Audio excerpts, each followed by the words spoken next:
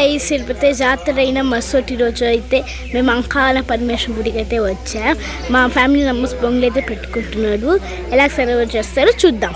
చూసాను మనసుతో నిన్నే, ఏ కన్ను చూడని ముఖమే, ఓ రాయి నువ్వని తలచి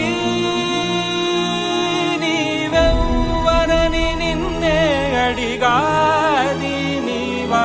ఇచ్చట కలవే అయినా కలవే, ప్రతి చోట వెతికి నిన్ను నాలో కలిసా.